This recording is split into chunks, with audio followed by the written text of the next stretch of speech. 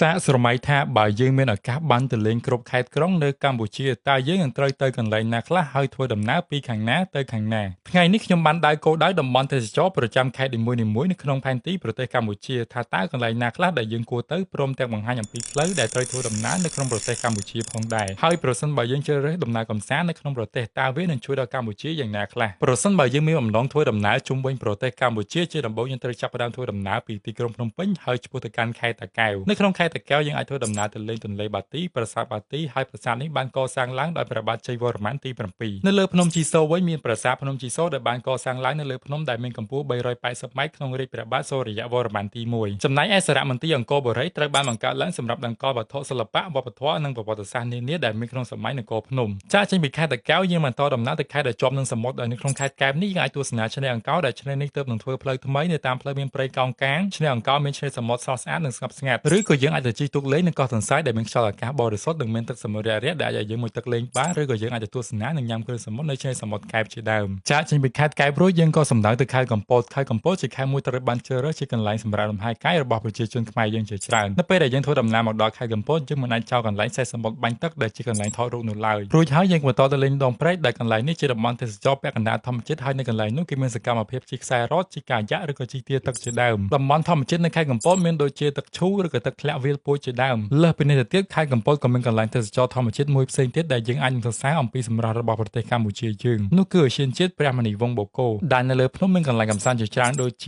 រូបសំណាកយាយម៉ៅបឹងបូកគោទឹកធ្លាក់ពពកវិលថតរូបនៅថ្មលយនិងកាស៊ីណូចាស់ជាដើមបន្តដំណើរទៅមុខទៀតយើងក៏មកដល់ខេត្តព្រះសីហនុនៅក្នុងខេត្តព្រះសីហនុយើងនឹងមានឃើញឆ្នេរសមុទ្រធម្មជាតិដែលមានឆ្នេរខ្សាច់សស្អាតដែលអាចចាត់ទុកចូលជាថ្នាក់អន្តរជាតិដែលមានដូចជាឆ្នេរកោះពស់ឆ្នេរអូឈើទាលនិងឆ្នេរអូត្រេសជាដើមបណ្ដាកោះជាច្រើនដែលស្ថិតនៅក្នុងខេត្តព្រះសីហនុដែលមានដូចជាកោះរាជបុត្រកោះរងសន្លឹមកោះរងជាតំបន់ទេសចរដែលមានទេសភាពនិងទឹកថ្លាស្អាតនិងមានខ្យល់អាកាសបរិសុទ្ធចាកចេញពីខេត្តព្រះសីហនុហើយសម្ដៅមកកាន់ខេត្តកោះកុងជាខេត្តមួយដែលមានភាពល្បីល្បាញដែលសម្បូរទៅដោយព្រៃកោងកាងហើយក៏មានឆ្នេរសមុទ្រស្អាតមិនចាញ់ខេត្តព្រះសីហនុប៉ុន្មានដែរខេត្តនេះជាខេត្តដែលសម្បូរទៅដោយតំបន់ទេសចរធម្មជាតិនិងសម្បូរព្រៃកោងកាងដែលជាជម្រកសម្រាប់ត្រីជាច្រើនប្រភេទហើយថែមទាំងសម្បូរទឹកធ្លាក់និងសហគមន៍អេកូទេសចរផងដែរដូចជាទឹកធ្លាក់ឆាយអារ៉ែងនិងសហគមន៍អេកូទេសចរជីផាតបណ្ដាកោះដែលល្បីៗនៅក្នុងខេត្តកោះកុងរួមមានកោះកុងក្រៅកោះស្ដេចកោះមនាស់ជាដើមដែលនៅតាមបណ្ដាកោះយើងអាចស្ទូចត្រីមុជទឹកសមុទ្រមើលផ្កាថ្មនិងប្រព័ន្ធជីវៈចម្រុះនៅបាតសមុទ្រហើយក៏ជាកន្លែងដែលមើលថ្ងៃលិចដ៏ស្រស់ស្អាតផងដែរទៅខេត្តបន្ទាប់យើងក៏ទៅដល់ខេត្តពោធិ៍សាត់ដែលជាទីកន្លែងរបស់វត្តបាកានវត្តបាកានជាតំបន់ប្រវត្តិសាស្ត្រមួយត្រូវបានសាងសង់ឡើងនៅក្នុងសតវត្សទី14នៅក្នុងរាជព្រះបាទជ័យវរ្ម័នទី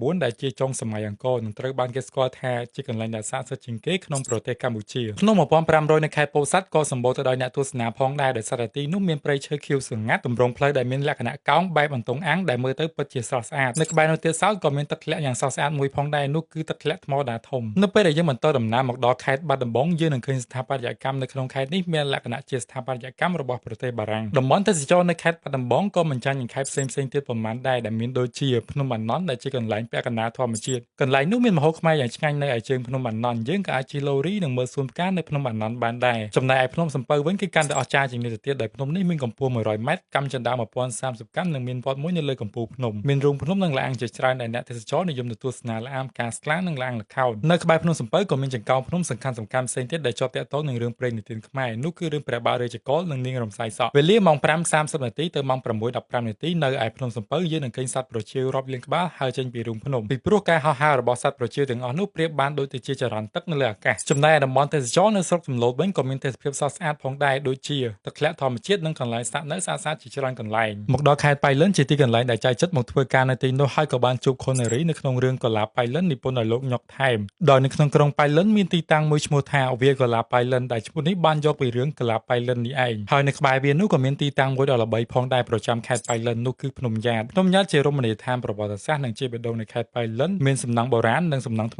មីៗជាច្រើនដូចជាអាស្រមលោកយាយយ៉ាតរូបសំណាកព្រះពុទ្ធផ្ចាញ់មាសកម្ពស់21ម៉ែត្រសំណង់ប្រាសាទ8ទិសឬអាស្រមព្រះគោព្រះកែវជាដើមខេត្តប៉ៃលិនក៏មានតំបន់ទេសចរធម្មជាតិជាច្រើនកន្លែងផងដែរដូចជាទឹកធ្លាក់ភ្នំខៀវឬក៏ទឹកធ្លាក់បោហ៊ុយបន្តដំណើរមកដល់ខេត្តបន្ទាយមានជ័យដែលជាទីកន្លែងរបស់ប្រាសាទបន្ទាយឆ្មាប្រាសាទបន្ទាយឆ្មារួមទាំងប្រាសាទមេបុណ្យបន្ទាយឆ្មាជាស្នាដៃអស្ចារ្យមួយដែលបានកសាងឡើងនៅក្នុងរាជព្រះបាទជ័យវរ្ម័នទី7នៅក្នុងសតវត្សទី12និងសតវត្សទី13ប្រាសាទនេះគឺស្ថិតនៅក្នុងបញ្ជីដែលត្រៀមដាក់បញ្ចូលជាសម្បត្តិបេតិកភណ្ឌពិភពលោករបស់អង្គការ UNESCO ចំណែកឯតំបន់ការពារអាងទឹកត្រពាំងថ្មវិញនៅក្នុងខេត្តបន្ទាយមានជ័យមានទំហំរហូតដល់126គីឡូម៉ែត្រការ៉េអាងនេះជាអាងស្តុក ទឹកធំទី2បន្ទាប់ពីបឹងទន្លេសាបបើយើងទៅលេងកំសាន្តកន្លែងនេះយើងមើលទៅអាងទឹកនេះធំល្វឹងល្វើយហើយស្រស់ស្អាតខ្លាំងណាស់និងជាកន្លែងអភិរក្សសត្វស្លាបជាច្រើនប្រភេទមួយផងដែរតែបើយើងក្រឡេកទៅមើលនៅក្នុងប្រវត្តិសាស្ត្រអាងទឹកដ៏ធំបែបនេះគឺមិនមែនកើតឡើងដោយសារតែធម្មជាតិនោះទេតែវាបានកើតឡើងដោយសារតែពួកខ្មែរក្រហមបានបង្ខំឲ្យប្រជាជនរាប់ពាន់នាក់ដើម្បីទៅជីកអាងទឹកនោះនៅពេលដែលយើងធ្វើដំណើរមកដល់ខេត្តឧត្តរមានជ័យខេត្តនេះមានទេសភាពដ៏ស្រស់ស្អាតតាមជួរភ្នំដងរែកនិងមានប្រាសាទតាមាន់ធំដែលបានកសាងឡើងនៅចុងសតវត្សទី12នៅក្នុងខេត្តនេះក៏មានទឹកធ្លាក់ធម្មជាតិជាច្រើនផងដែរដូចជាទឹកធ្លាក់អូស្វាយទឹកធ្លាក់អូពកទឹកធ្លាក់ដាចំបៃជាដើមខេត្តឧត្តរមានជ័យក៏ត្រូវបានគេស្គាល់ថាជាខេត្តដែលខ្មែរក្រហមឈរជើងចុងក្រោយគេដែលពួកខ្មែរក្រហមប្រយុទ្ធជាមួយនឹងកងទ័ពរាជរដ្ឋបាលរហូតដល់ប៉ុល ពតស្លាប់នៅឆ្នាំ1998និងតាមុកត្រូវបានចាប់ខ្លួននៅឆ្នាំ1999ហើយចំណែកឯផ្ទះតាមុកគឺស្ថិតនៅក្នុងស្រុកអន្លង់វែងនេះឯងដែលកន្លែងនេះភ្ញៀវទេសចរតែងតែមកទស្សនាដើម្បីយល់ដឹងអំពីប្រវត្តិសាស្ត្រខ្មែរបន្តដំណើរមកដល់ខេត្តសៀមរាបខេត្តនេះត្រូវបានគេស្គាល់ថាជាខេត្តដែលមានប្រាសាទបុរាណច្រើនជាងគេនិងមានកន្លែងទេសចរច្រើនផងដែរពេលដែលយើងបានទស្សនានៅឯខេត្តសៀមរាបយើងតែងតែនឹកឃើញដល់ឧទ្យានបុរាណអង្គរជានិច្ចដែលមានប្រាសាទអង្គរវត្តប្រាសាទបាយ័ននិងប្រាសាទតាព្រហ្មជាដើមប្រាសាទផ្សេងៗទៀតដែលមានស្ថាបត្យកម្មអស្ចារ្យហើយវារៀងនៅឆ្ងាយពីប្រាសាទអង្គរវត្តបន្តិចមានដូចជាប្រាសាទបន្ទាយស្រីប្រាសាទបេងមាលាឬក៏ប្រាសាទបាគងជាដើមចំណែកឯក្បាលស្ពាននៅឯភ្នំគូលែនវិញក៏មានទឹកធ្លាក់ធម្មជាតិយ៉ាងស្រស់ស្អាតផងដែរចំណុចដែលខុសគេរបស់ទឹកធ្លាក់ភ្នំគូលែននិងទឹកធ្លាក់ដទៃទៀតគឺទឹកធ្លាក់នេះមានចម្លាក់នៅលើផ្ទាំងថ្មជាច្រើនក្រៅពីតំបន់ទេសចរប្រវត្តិសាស្ត្រខេត្តសៀមរាបក៏ជាខេត្តមួយជាប់នឹងបឹងទន្លេសាបផងដែរនៅបឹងទន្លេសាបនោះក៏មានសហគមន៍ទេសចរមួយដែលមានឈ្មោះថាចុងគ្នាដំណើរកម្សាន្តនៅកន្លែងនោះអាចឲ្យអ្នកទស្សនាបានឃើញសត្វស្លាបមច្ឆាជាតិព្រៃលិចទឹកជីវភាពរបស់ប្រជានេសាទនៅលើផ្ទះបណ្ដែតទឹកនិងទេសភាពដ៏ស្រស់ស្អាតជាពិសេសពេលថ្ងៃលិចដោយទេសចរអាចគយគន់សម្រស់នៃព្រៃលិចទឹកអមជាមួយនឹងផ្ទាំងទស្សនីយភាពប្រាសាទភ្នំក្រំដ៏ស្រស់ត្រកាលលើសពីនេះទៅទៀតខេត្តសៀមរាបក៏មានតំបន់ទេសចរកែច្នៃដូចជាអង្គរ Wildlife and Aquarium ដែលឲ្យយើងទស្សនាត្រីនៅក្រោមទឹកនិងសត្វព្រៃជាច្រើនប្រភេទផ្សេងៗទៀតនៅពេលដែលយើងធ្វើដំណើរមកដល់ខេត្តព្រះវិហារខេត្តនេះមានទីតាំងរហូតដល់2កន្លែងឯណោះដែលត្រូវបានដាក់បញ្ចូលជាសម្បត្តិបេតិកភណ្ឌពិភពលោករបស់អង្គការ UNESCO នោះគឺប្រាសាទកោះកេរនិងប្រាសាទព្រះវិហារប្រាសាទកោះកេរត្រូវបានសាងសង់ឡើងនៅក្នុងសតវត្សទី10ក្នុងអំឡុងរាជ្យព្រះបាទជ័យវរ្ម័នទី4ចំណែកឯប្រាសាទព្រះវិហារដែលនៅលើភ្នំដងរែកវិញត្រូវបានសាងសង់ឡើងដោយព្រះបាទសូរ្យវរ្ម័នទី1និងទី2ក្នុងសតវត្សទី11និងទី12ក្រៅពីតំបន់ទាំងពីរនេះយើងក៏អាចទៅទស្សនាប្រាសាទព្រះខ័នកំពង់ស្វាយឬក៏អាចទៅទស្សនាភ្នំត្បែងមានជ័យនៅឯខេត្តព្រះវិហារមកដល់ខេត្តកំពង់ធំគឺជាខេត្តដែលប្រាសាទសម្បូរព្រៃគុកដែលត្រូវបានសាងសង់ឡើងនៅក្នុងសម័យចេនឡាក្នុងអំឡុងឆ្នាំ616ទៅឆ្នាំ635ក្នុងរាជការព្រះបាទឦសានវរ្ម័នទី1ហើយត្រូវបានចុះបញ្ជីក្នុងសម្បត្តិបេតិកភណ្ឌពិភពលោករបស់អង្គការ UNESCO នៅឆ្នាំ2017ក្រៅពីប្រាសាទសម្បូរព្រៃគុកយើងក៏អាចទៅទស្សនាភ្នំសន្ទុកដែលជាទីកន្លែងវប្បធម៌មួយផងដែរហើយនៅក្បែរភ្នំសន្ទុកនោះក៏មានកន្លែងតម្បាញសូត្រមួយផងដែរដែលធ្វើឡើងដោយប្រជាជននៅតំបន់ភ្នំសន្ទុកនេះបន្តដំណើរទៅខេត្តស្ទឹងត្រែងយើងតែងតែនឹកឃើញទៅដល់ទឹកជ្រោះព្រះនិមិត្តដែលស្ថិតនៅក្នុងខេត្តព្រះវិហារហើយជាប់ជាមួយនឹងព្រំដែនខេត្តស្ទឹងត្រែងនិងប្រទេសឡាវទឹកធ្លាក់នេះជាទឹកធ្លាក់ដែលធំបំផុតនៅអាស៊ីអាគ្នេយ៍ក្រៅពីនេះខេត្តស្ទឹងត្រែងក៏មានសហគមន៍អេកូទេសចរអូស្វាយនៅទីកន្លែងនោះយើងអាចជិះទូកមើលព្រៃលិចទឹកត្រីនិងសត្វស្លាបជាច្រើនប្រភេទនៅតាមបណ្ដោយទន្លេមេគង្គនៅក្នុងខេត្តស្ទឹងត្រែងក៏មានកន្លែងសម្រាប់អភិរក្សសត្វផ្សោតផងដែរគឺនៅត្រង់ចំណុចអន្លង់ត្បូងខ្លានេះឯងដែលទីតាំងនេះជាកន្លែងដែលល្អមួយសម្រាប់ការទៅមើលសត្វផ្សោតនិងសម្រាប់លំហែកាយនៅទីនេះបន្តដំណើរទៅកាន់ខេត្តរតនគិរីខេត្តនេះគឺជាខេត្តដ៏ឆ្ងាយជាងគេពីរាជធានីភ្នំពេញនៅក្នុងខេត្តរតនគិរីគេតែងតែនឹកឃើញទៅដល់បឹងយក្សឡោមដែលមានទេសភាពស្អាតបឹងនេះមានទទឹងនិងបណ្ដោយប្រហែលជា750ម៉ែត្រជម្រៅ48ម៉ែត្របានកើតឡើងកាលពី70,000ឆ្នាំមុនដោយសារតែបន្ទុះភ្នំភ្លើងឧទ្យានជាតិវីរៈជ័យដែលស្ថិតនៅក្នុងខេត្តរតនគិរីក៏មានទេសភាពស្អាតមិនចាញ់ទៅនឹងកន្លែងផ្សេងៗទៀតដែរកន្លែងនេះជាតំបន់ធម្មជាតិដែលគ្របដណ្ដប់ទៅដោយវាលស្មៅដែលមានស្មៅពណ៌បៃតងនៅខែវស្សានិងមានពណ៌មាសនៅខែប្រាំងនៅក្នុងខេត្តរតនគិរីយើងក៏អាចទៅទស្សនាទន្លេសេសានដែលវាជាដៃទន្លេរបស់មេគង្គដែលបង្ហាញពីជីវភាពការរស់នៅរបស់ប្រជាជននៅតំបន់នោះមកដល់ខេត្តមណ្ឌលគិរីខេត្តនេះគឺជាខេត្តដែលមានផ្ទៃដីធំជាងគេនៅកម្ពុជាកន្លែងទេសចរដែលល្បីនៅក្នុងខេត្តមណ្ឌលគិរីគឺទឹកជ្រោះប៊ូស្រានេះឯងទឹកជ្រោះប៊ូស្រាមានរហូតដល់3ដំណាក់កាលដោយដំណាក់កាលនីមួយៗមានទទឹងពី10ទៅ20ម៉ែត្រដោយលាយឡំជាមួយនឹងព្រៃឈើនៅអមសងខាងទឹកជ្រោះក្រៅពីទឹកជ្រោះប៊ូស្រានៅក្នុងខេត្តនេះក៏មានទឹកជ្រោះផ្សេងៗទៀតដែរដូចជាទឹកធ្លាក់រមនីទឹកធ្លាក់លែងត្រុកទឹកធ្លាក់លែងអងលែងខិនទឹកធ្លាក់លែងកៅផងដែរបន្តដំណើរមកដល់ខេត្តក្រចេះយើងក៏អាចទៅសម្រាកលំហែកាយនៅសហគមន៍អេកូទេសចរកម្ពុជាដែលស្ថិតនៅដងទន្លេមេគង្គដែលមានប្រជុំកោះតូចៗព្រមទាំងឆ្នេរខ្សាច់និងជ្រលងទឹកហូរជាច្រើនសន្តានមានដើមរែកដើមរាំងនិងទឹកទន្លេល្អនៅរដូវប្រាំងហើយកន្លែងនោះអ្នកដំណើរក៏អាចទៅទស្សនាសត្វផ្សោត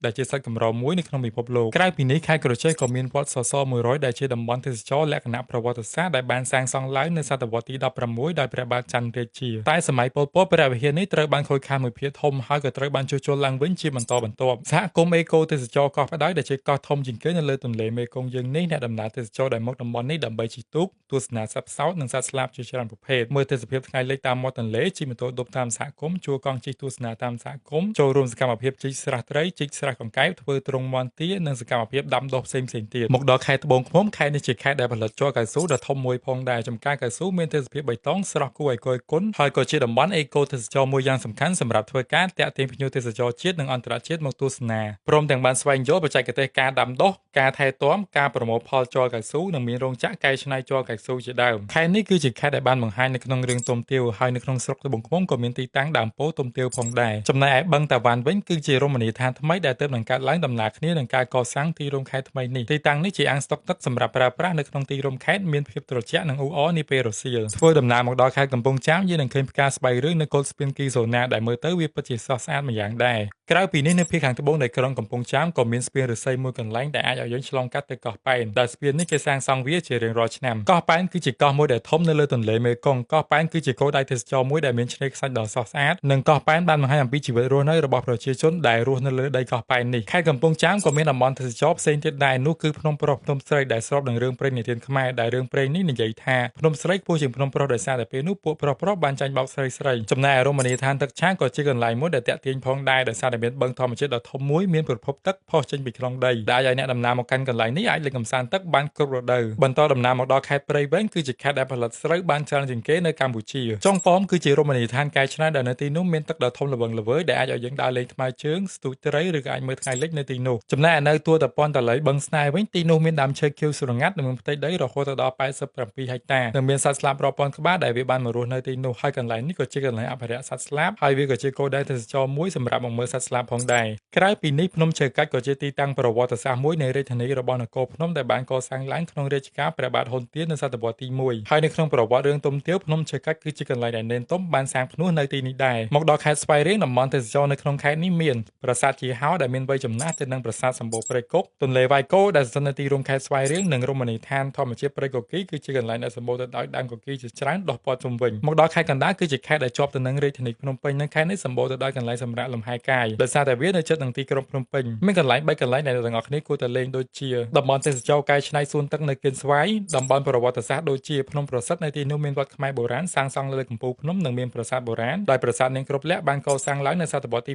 7និងភ្នំព្រះរាជទ្រព្យជាអតីតរាជធានីរបស់យើងចាប់ពីឆ្នាំ1618ដល់ឆ្នាំ1866បន្តដំណើរបន្តយើងក៏ទៅដល់ខេត្តកំពង់ស្ពឺនៅក្នុងខេត្តនេះសម្បូរទៅដោយតំបន់ទេសចរធម្មជាតិដែលមានដូចជាឧទ្យានជាតិគិរីរម្យដែលនៅលើភ្នំនោះមានកន្លែងកម្សាន្តជាច្រើនដូចជាបឹងចំការតែទឹកធ្លាក់អូឆាយ៉ាឬទឹកធ្លាក់អូតាសេជាដើមតំបន់ភ្នំក្នុងផ្សារជាតំបន់ដែលមានវាលស្មៅបៃតងខ្ចីលាយឡំជាមួយនឹងព្រៃឈើយ៉ាងក្រាស់នៅតំបន់នោះចំណែកឯភ្នំអរ៉ាល់គឺជាភ្នំដែលខ្ពស់ជាងគេនៅកម្ពុជាដែលមានកម្ពស់រហូតដល់1813ម៉ែត្របន្តដំណើរមកដល់ខេត្តកំពង់ឆ្នាំងគឺជាខេត្តដែលជាដំណើរកម្សាន្តចុងក្រោយរបស់យើងអាចទទួលស្នាសហគមន៍ទេសចរអណ្ដូងឫស្សីដែលកន្លែងនេះជាកន្លែងដែលស្មូនរបស់ប្រើប្រាស់ផ្សេងៗពីដីឥដ្ឋយើងក៏អាចទៅទិញរបស់ប្រើប្រាស់ផ្សេងៗនៅទីនោះបានផងដែរខេត្តនេះក៏មានតំបន់មួយចំនួនដែលទាក់ទងទៅនឹងរឿងព្រេងខ្មែរដូចជាភ្នំនាងកង្រីដែលភ្នំនេះបានរៀបរាប់ពីរឿងពុទ្ធិសែននាងកង្រីហើយភ្នំនេះប្រៀបបានដូចជាសាកសពនាងកង្រីដែលដេញនៅលើដីហើយបង្កើតបានជាភ្នំមួយក្រៅពីនេះខេត្តនេះក៏មានតំបន់ទេសចរធម្មជាតិផងដែរដូចជាទឹកធ្លាក់ស្រែអំពិលដែលទឹកនេះមានប្រភពចេញពីជួរភ្នំអរ៉ាល់ហើយជាចុងក្រោយយើងក៏ត្រឡប់ទៅទីក្រុងភ្នំពេញវិញដើម្បីបញ្ចប់ការផ្សងព្រេងរបស់យើងខ្ញុំមិនអាចរៀបរាប់ឲ្យបានកោះក្បាយនៅទីកន្លែងទេសចរនីមួយៗឲ្យបានអស់នោះឡើយដោយសារតែតំបន់ទេសចរនីមួយៗមានរឿងរ៉ាវជាច្រើនដូចនេះខ្ញុំលើកទឹកចិត្តឲ្យអ្នកទាំងអស់គ្នាទៅលេងខេត្តក្រុងរបស់យើងដើម្បីយល់ដឹងអំពីប្រទេសយើងឲ្យកាន់តែច្បាស់និងទទួលបានបទពិសោធន៍ផ្ទាល់ការដែលយើងធ្វើដំណើរកម្សាន្តនៅក្នុងប្រទេសយើងក៏អាចជួយបង្កើនការងារដល់ប្រជាជននៅក្នុងសហគមន៍ដូចជាការផ្ដល់ប្រាក់ចំណូលទៅលើសន្តាគារភោជនីយដ្ឋាននិងសេវាកម្មធ្វើដំណើរជាដើមនៅពេលដែលមានប្រជាជនទៅលេងតំបន់ទេសចរមួយក្នុងចំនួនដ៏ច្រើនទីនោះតែងតែមានការអភិវឌ្ឍដែលមានដូចជាផ្លូវថ្នល់ឬក៏ស្ពានជាដើមនិងសេដ្ឋកិច្ចរបស់យើងមានភាពរឹងមាំដោយយើងមិនបាច់ពឹងផ្អែកទៅលើទេសចរបរទេសទាំងស្រុងនោះឡើយទេសចរផ្សារភ្ជាប់ទឹកដីបង្កើតមេត្រីភាពថ្មីចែករំលែកវប្បធម៌ថ្លៃចិត្តនឹងចិត្តកាន់តែយល់ពីគ្នា